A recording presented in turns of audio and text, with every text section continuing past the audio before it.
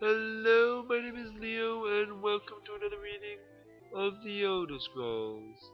Today we will be reading the final book in the King Edward series, King Edward Part 12. It's kind of a long book, so let's get into it. Lots of word ripping. The dragon had paused, so Edward interjected. Mother and I have been discussing the nature of the gods recently, Ektosh, and she thinks that poetry would be a godly activity. Godly activity, you say? Interesting.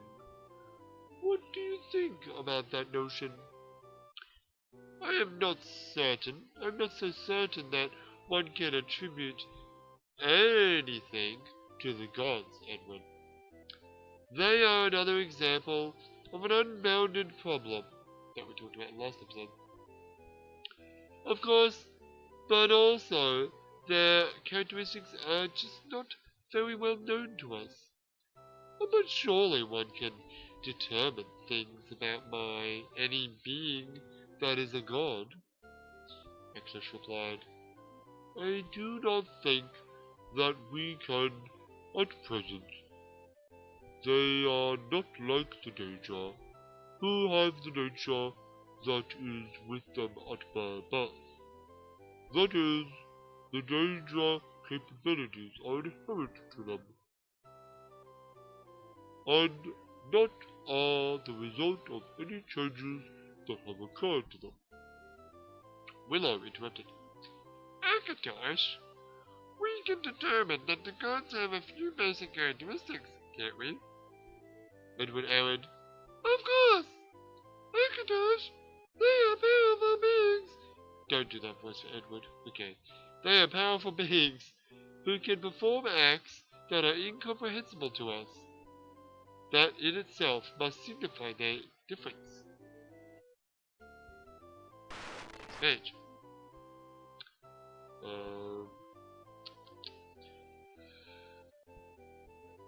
Where are we? Akatosh nodded and replied. I understand. I understand your point of view. But in the farming community of Tamriel, in our southern lands. What is happening with your voice? Shut up. With your dark voice. Akatosh is a dragon, so I'm doing a dark voice. Shut up. Where are we? To the farming community of Tamriel, in our southern lands that could also describe how they would perceive me. Perhaps this is attributable.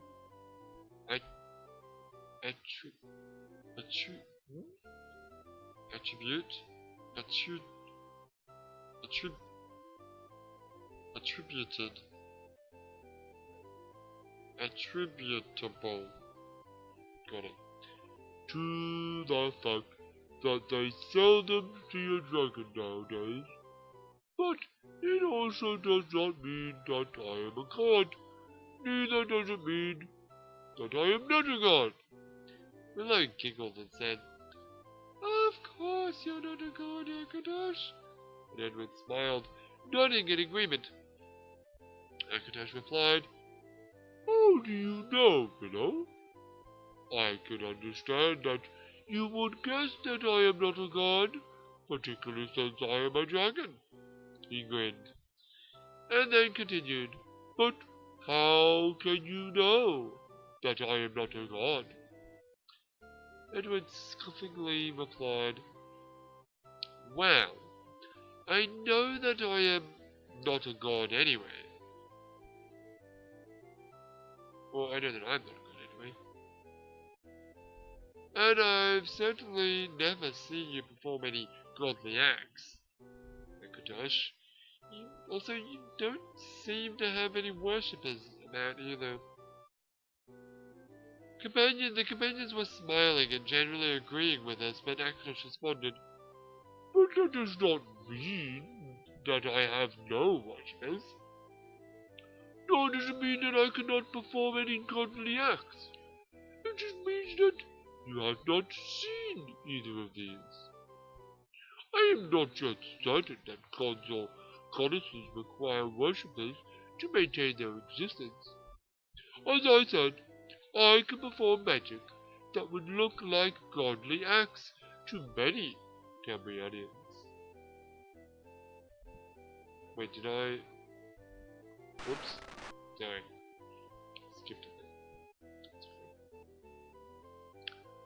Looking for the word confirmation.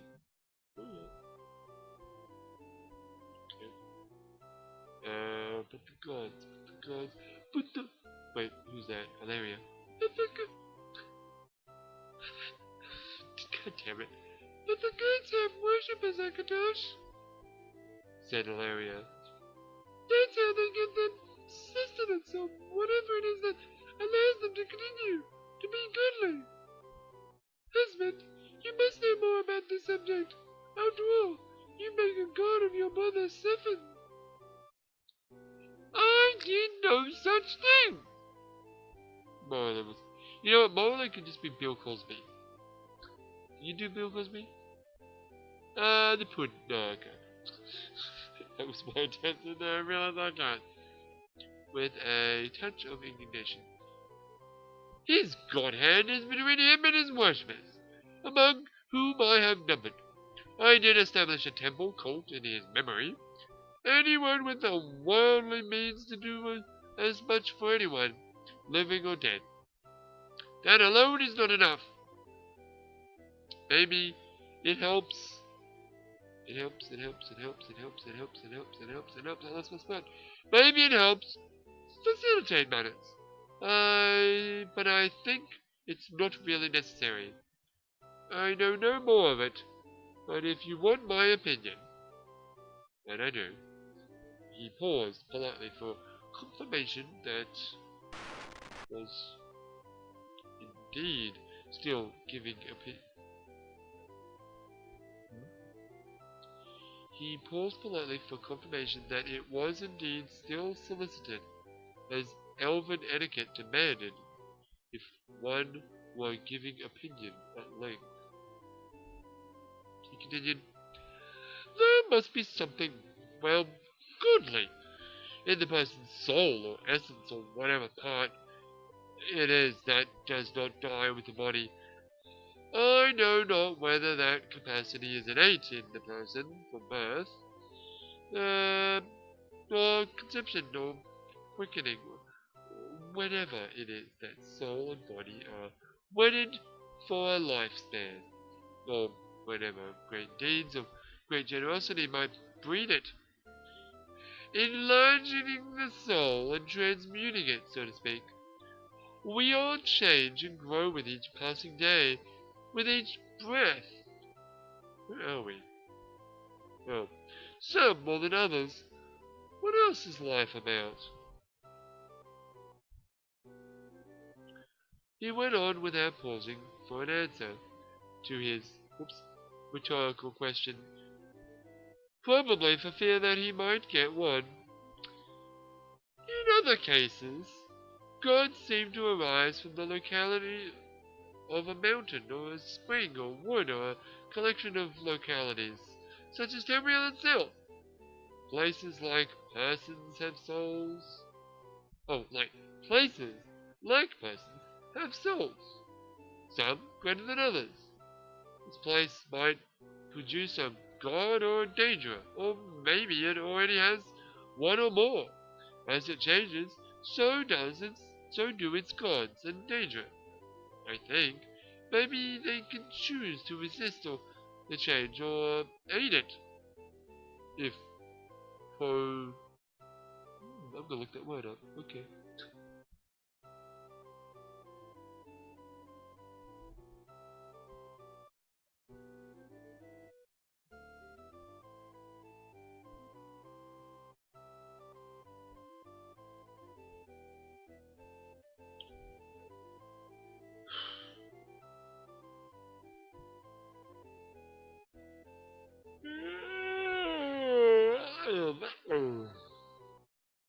Propitiate.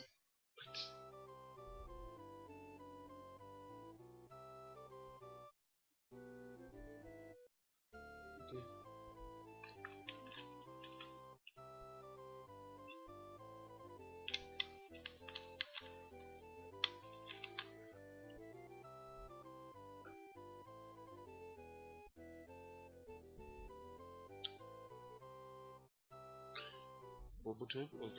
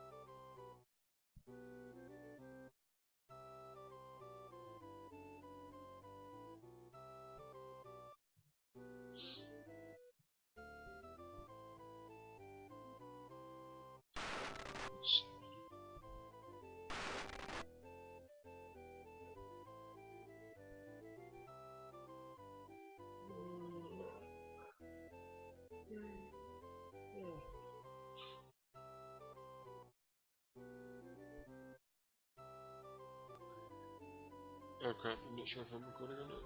Oh no. I think I double tapped it. Oh shit. Fuck, I had to check. I'm not sure if I'm recording or not. I'm recording. Okay. You wanna maybe fix that? Yeah, hang on, let me pause the video. Screw that shit up, didn't you? I did. Pause the video. Alright, so I believe the word, I've already forgotten how to pronounce it, but the word is oh, damn it. You know what? Fuck it, I'm gonna look at it. No, don't, because I've already looked up the next page. Propitiated, which means to gain favour from gods. Oh, okay, what to do now? Yeah, anyway. He looked at Akatosh inquiringly. The dragon had stopped fighting the new gods, he said, but he would go so far as to worship them? That speaks to the question of whence gods arise.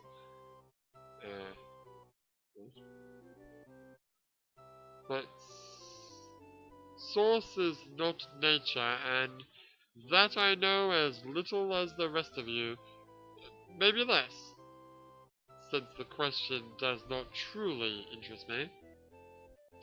The gods are my worship of them. Oh, the gods are. My worship of them benefits me and mine. It is sufficient. Alright, it's really confusing. Akatosh did not respond immediately, and Ilaria refused to be distracted. I suppose such a code will establish in Westmas provided for one of small and mean spirit. Will that spirit not be going on? I suppose it might be done if one were determined enough to have a sufficiency of means to pay worshippers to perform rituals without spirit behind them. Maybe that's where more mean gods come from, wife? Wait, that's wife? Oh shit. It was Marlon. It doesn't say that. Yeah, but I guess that was Marlon. Oh, whatever. Who cares?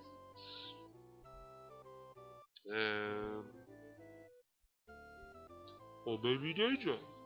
Maybe I'll raise a call to thee and see what happens. Are you calling my spirit small and mean? Annie glared at him. Oh shit, you're in the dark house now, Merlin. Yeah, boy. Okay, I actually need to hurry up with this fucking reading because it's taking too long. Fair enough. Only by comparison. You don't fancy yourself a goddess, do you? You might make a danger, though. The experiment might be a bit too chancy. Could I just mourn for you for a century or two instead? I'll think on it. What about you? You've deeds enough already to qualify for godhood. Surely. Although if you plan on many more such, you may not outlive me. I'm doomed to be Rathium, living or dead. It's godhood of a sort, but what a sort.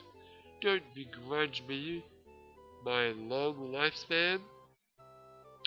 Think of me doomed to eternity in the gloomy Ebonheart Council Chamber, listening to the eternal wrangles.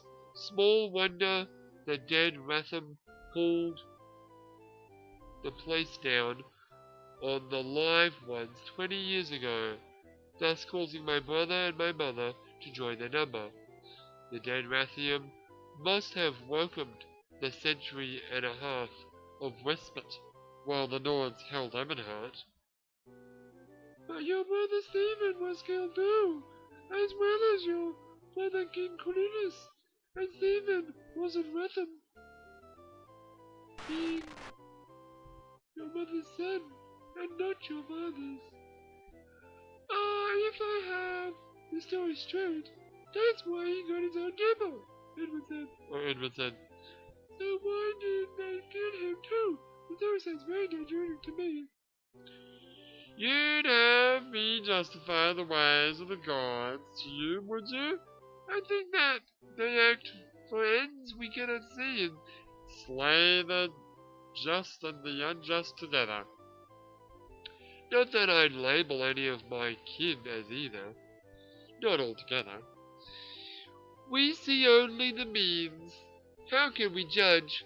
Gods too face choices. I do not think their power supreme. They can overrule nature on occasion, as can any mage. Yet they, like mages, are in the end bound by it, and their overrule must answer other rules still.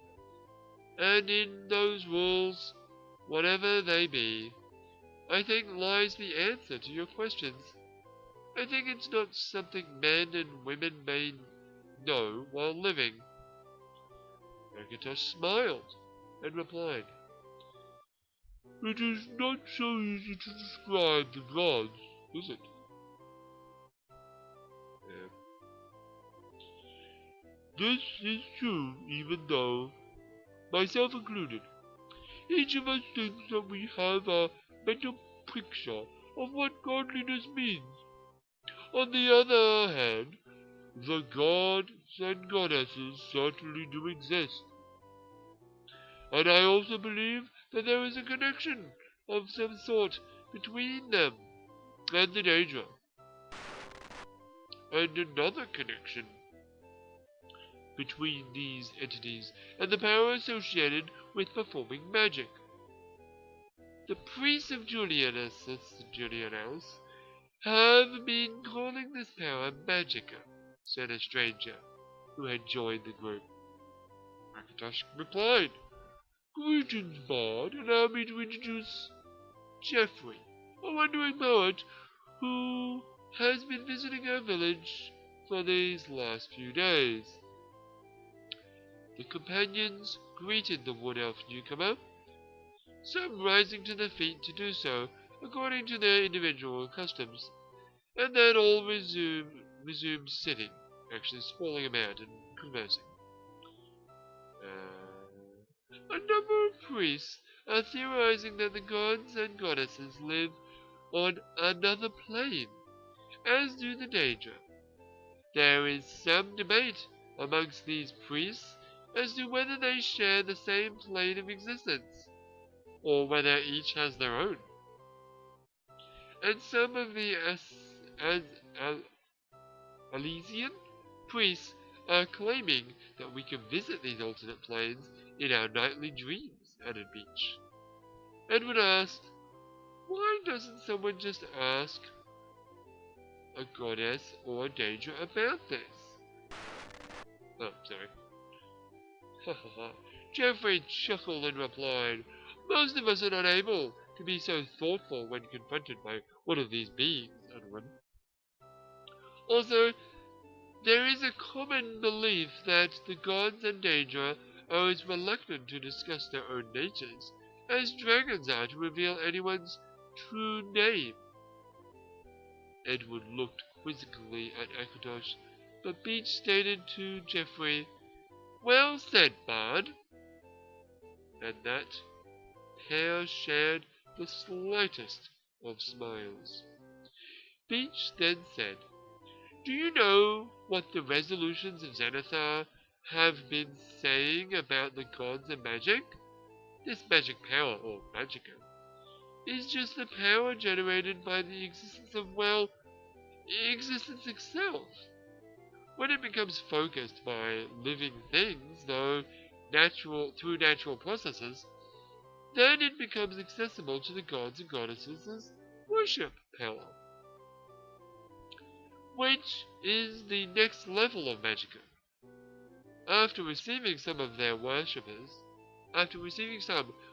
worshippers, the gods can then concentrate it up to god-level power, the true magicka.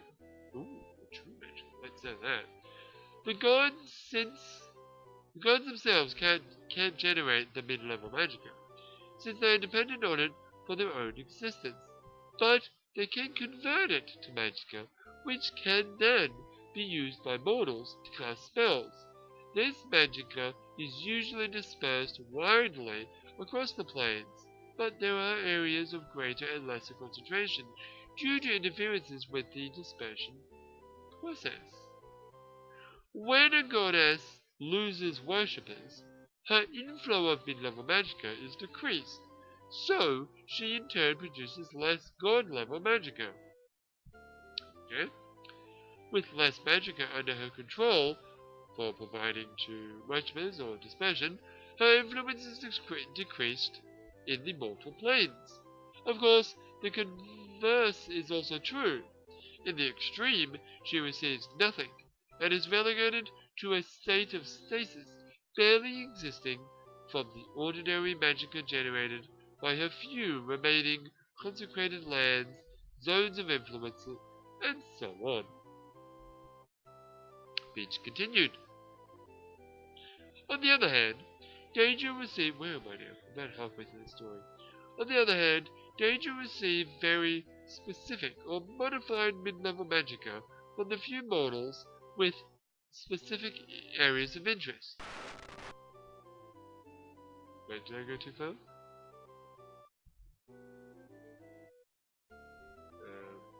Way too far. Yes. Specific areas of interest. Because of their nature, they gain much more power from their small worship base.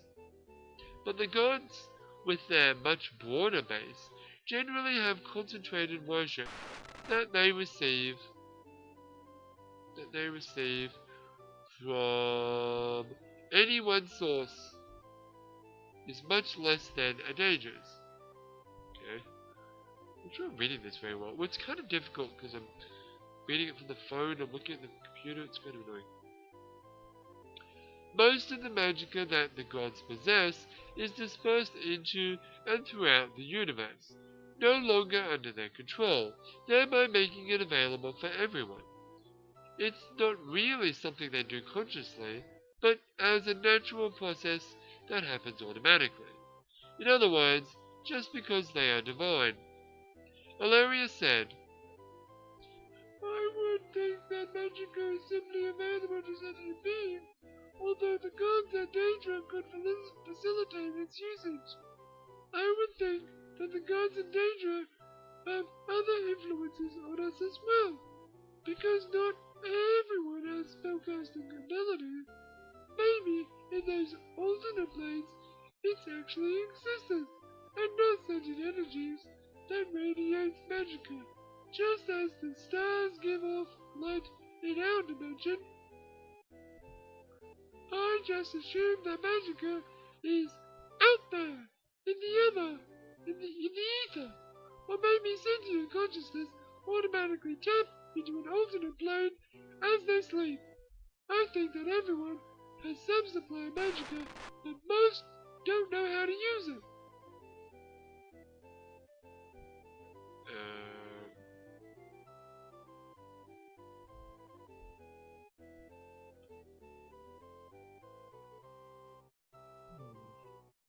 Most don't know how to use it. Okay, but most don't know how to use it very well, or else they adopt a way of life that inhibits or forbids its use. Maybe certain gods in danger serve as facilitators for the entire process, that is, both obtaining and using magicka. But how do priests heal and cure and bless? Is magicka involved in all, or do they invoke their goddesses directly? This is giving me a fucking headache. Sass said, I am not sure that massacre is used.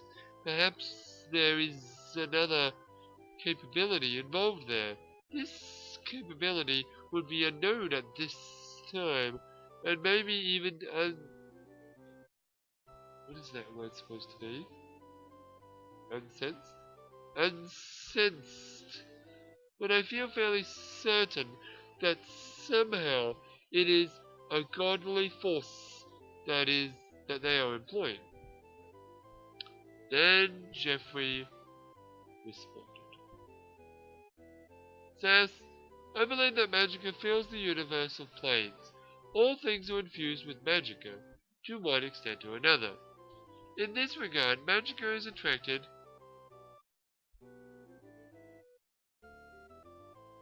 Hold on. I just received a message and I should probably respond to it. Okay, I'm back. Now where were we? All things are infused with magicka to one extent or another. In this regard, magicka is attracted to some people and others and things by others. And some people with talent or training can control and even release magicka in new forms. There may be other sources for magicka available by tapping into alternate and otherworldly planes. There is also the possibility of alternate planes that are entirely void of magicka. Regardless, certain beings of great power, such as the gods in danger, can not only control magicka, but can see, absorb, and transfuse magicka into and from objects and people. By employing this ability, worshippers of these beings are sometimes capable of greater acts of magic than they could accomplish otherwise. Also, in this way, some items sacred to powerful beings can be said to be holy, with additional amounts of directed magicka provided by gods or goddesses. Whew, this is tough. Magic items fall into two main categories by definition. Items that draw on the surrounding magicka to create spell-like effects, and items that hold magicka in reserve for their own internal effects. Normally, magic items which absorb magicka, giving increased ability to their wielders, only affect themselves and are considered to use internal magicka. In some areas where great amounts of magicka have been used, the surroundings may be completely devoid of it. This of course negates the ability of beings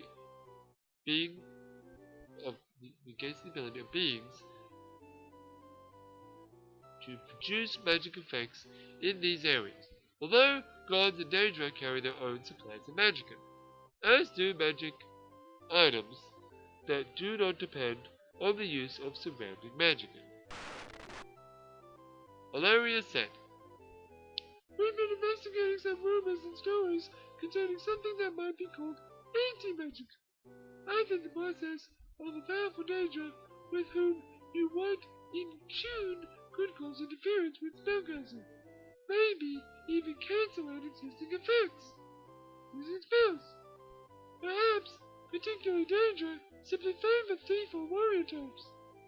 Or some goddesses, as their priests, might frown on competing magic in certain areas. For example, in locations dedicated to them, so that unauthorized spells could interfere with their rituals." Willow asked, "Can Daedra supply magica? And how about both a god and a danger being nearby? Wouldn't they sort of nullify each other's powers? This might be the cause of anti-magic effect." "I've experienced an anti-magical zone myself," said Matt. "It felt a lot like the effect of casting a spell like Dispel Magica at the time. I thought that a truly powerful spellcaster could still effectively cast spells, but oh god, I'm gonna look this shit up." Okay, I more or less found my spot. I've experienced an anti-magical zone. Yada yada yada yada. I didn't get a chance. Wait, no. I thought that a truly powerful spellcaster could still effectively cast spells, but their resulting power would have been much reduced. I didn't get a chance to test this out though, added Matthew Spark. We can also assume that certain powerful spells, creatures, and even magical items might actually drain the surrounding areas of magic, replied Jeffrey. This could be extended to places. Well, how did we get onto this discussion? We've got on a huge tangent here, but never mind. It could be extended to places where great amounts of magical energy were once gathered and expended. For example, in ancient temples, where great spells were cast, or battlefields where powerful mages contested. Perhaps certain metals or stones could act as absorbers of magicka, allowing for whole structures of anti-magicka zones. If so, you might be able to wear an amulet made out of anti-magicka material and gain a good advantage against spellcasters. Perhaps the purity of the material used would allow for better and better magical resistance. Akatosh spoke. "Dragons have long been interested in the anti-magical effect. Naturally enough, we have found some amulets that appear to act as magical absorbers. They might contain something like negative magicka, in which case they would attract any stray magicka floating free in the local area. They are made of a stone or mineral, resembling marble. It is very rare, but could be extracted and shaped by skilled craftsmen." Hold on. Shit. "By skilled craftsmen." Where are we? Shit. "For example, I am sure that the dwarves could have worked with this material.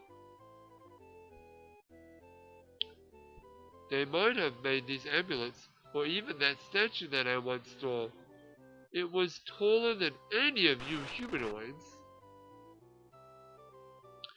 Regardless, in these mountains, we have found deposits scattered throughout the halls and tunnels at random, sometimes deep within the walls. Consequently, one appears to go in and out of these anti-magical zones in varying intensities, with little or no warning. I have been imagining that this material works almost automatically. It seems to reflexively absorb magicka if given a chance to do so. However, we cannot rule out the possibility that they have been magically charged somehow. Perhaps this happened long ago, but the charge has somehow remained. Merlin asked, "What would the amulet affect its wearer, or would he be immune? Maybe a blocking spell could be developed, and then cast to shield the wearer from the effects of the substance. Is that why my sword that I made that sapped was supposed to sap magicka somehow affected me? Oh, that'll make sense." Merlin then added, "But wait, but Akatosh, setting back to our earlier discussion, what do you think of the speculations concerning the connections between the gods and goddesses, Daedra and Magicka?" Akatosh replied, "I think that there are many truths that we do not know, and perhaps there are some truths that we are not meant to know." Merlin asked with a smile. "Alright then." I'm very near the end here. "Alright then. I've always wanted to know this, considering the shape of your mouth and teeth. How do dragons manage to speak the humanoid language so clearly?" Akatosh paused, and then carefully responded, "Why, in much the same way that we can fly.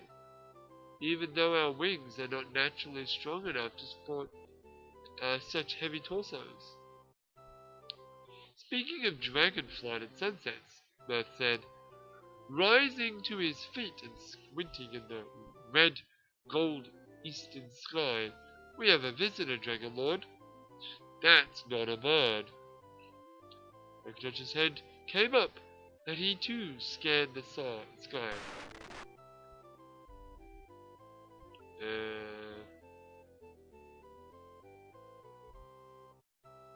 Tension grew in him, and one by one the companions rose, watching as the distant dot grew nearer and resolved itself into the largest dragon they've seen yet.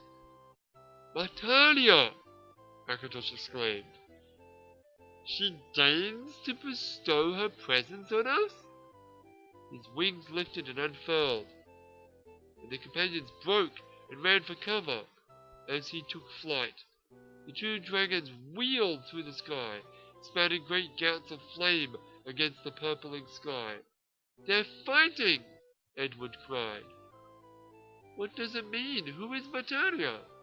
I don't know who she is, son," Merlin replied, "but they do not fight. You behold a dragon greeting ceremony." The pair are lit beyond a rock outcropping out of sight. This is so Skyrim. Maybe it's just the law's been around for ages. I guess. Okay.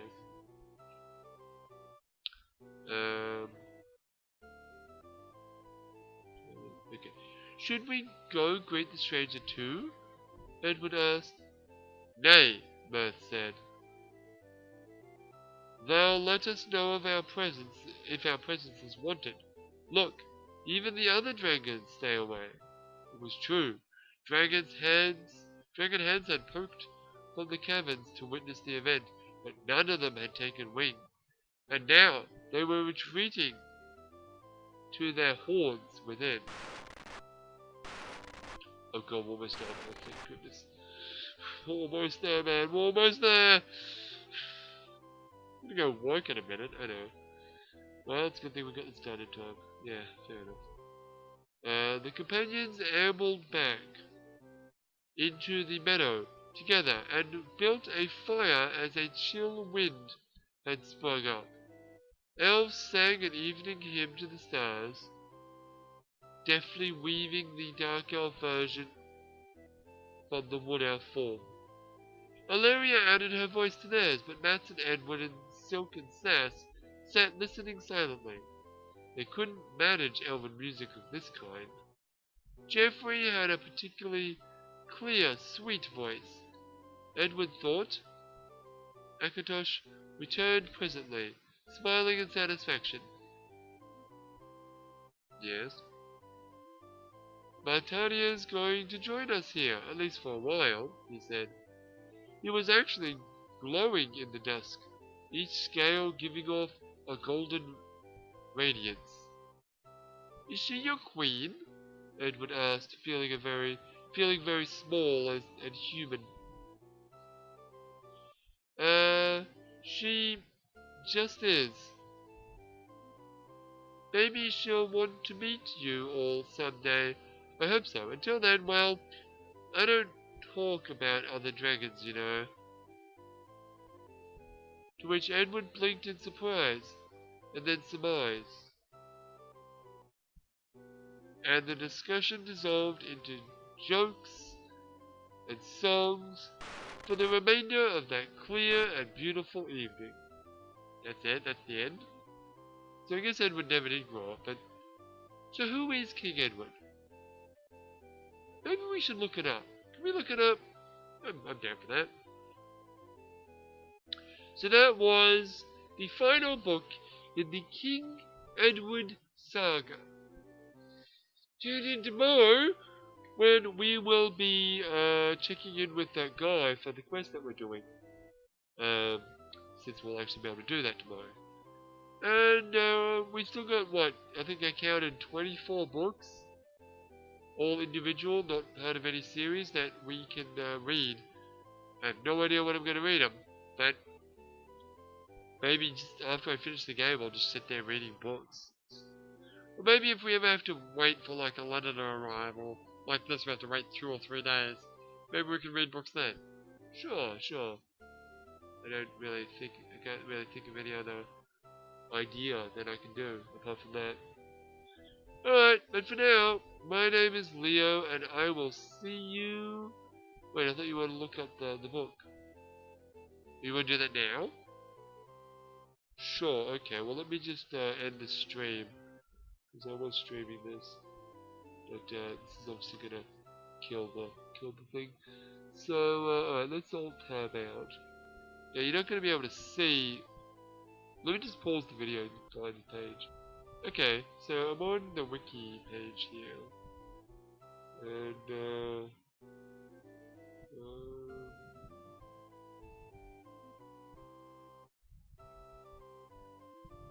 let's see if there was...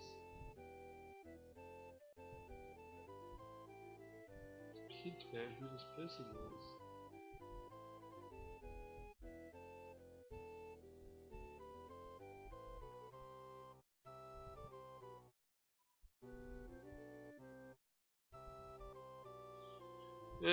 Like I can find the book, and you can read the book on the website, but...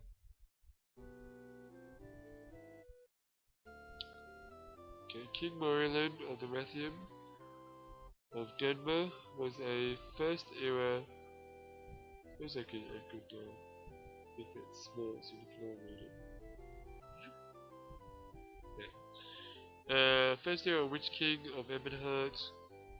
First era, huh? Okay. World's Wise Ladies, one of the most famous series in American history. Many well-known stories, blah blah blah. Public Carriage and King Edward. Lance Father Cronin, yada yada yada. Yada yada yada.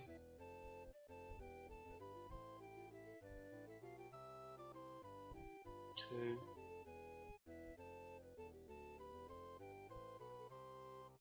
Wait, he is accredited with the interesting the Staff of Chaos, which is safekeeping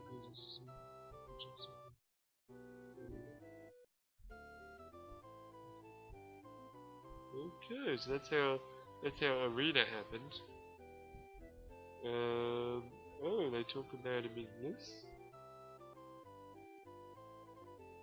Guess, but where does it say without looking up the book King Edward? Because I think that just brings up the book. Yeah, that's not what I wanted. Wanted to know who the fuck King Edward is. Was he a real person? So I understood. No. What does it say? Yada yada yada.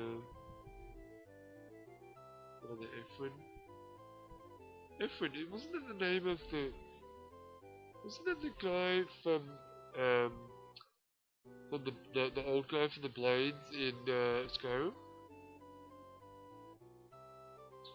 Yeah, it seems familiar. He got dragons. You got the dragon's blade from Fanglair, which is why it's called Fanglair. 39 number to its land.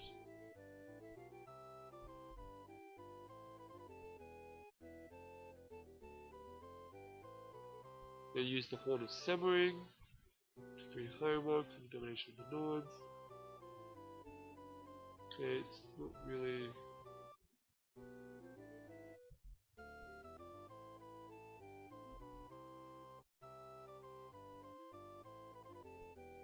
Okay, not really. King Edward. Because that's just for books, yeah. Apparently the real Morenzi. Oh, it's related, yeah. Well, I don't know if it was a real person or not. It's not very well stated. Guess I could go to First Era Law and look up. Yeah, okay, sure, let's do this. It's just, I actually gotta go, so I'll just do this quickly. So look up, how do you spell Maryland? How do you spell Maryland? I don't know. Wonderful. Does it say it here?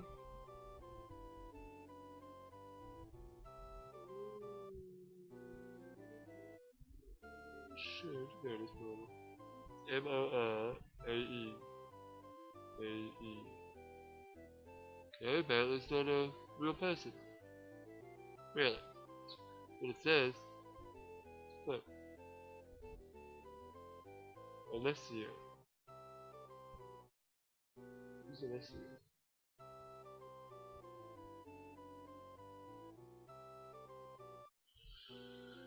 Macintosh. Lazy doctrines.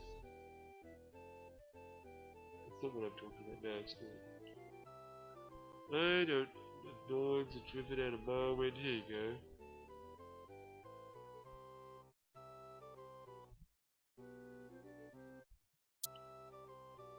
Dwemer. Skyward Succession. I don't know who most of these people are. I mean, first century shit is fucking old, dude. Yeah, I don't know if you're really gonna follow anything you do.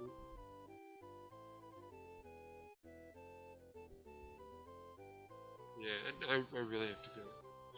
Yeah, I know. I know, it's interesting.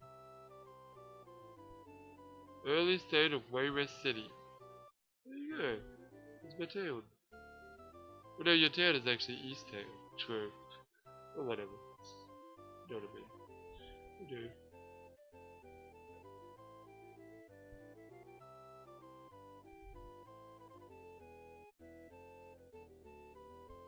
Go back for it. Who is this person? See if we can find this person's name. Okay, but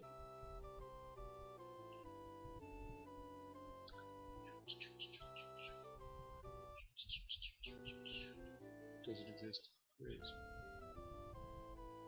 Question mark. King of Ebony Heart in the early first era he had over his father. His brother Merlin heard the phone. Okay, so it doesn't get quoted. Do you have a quoted at all? Nope. No. Well, fuck that.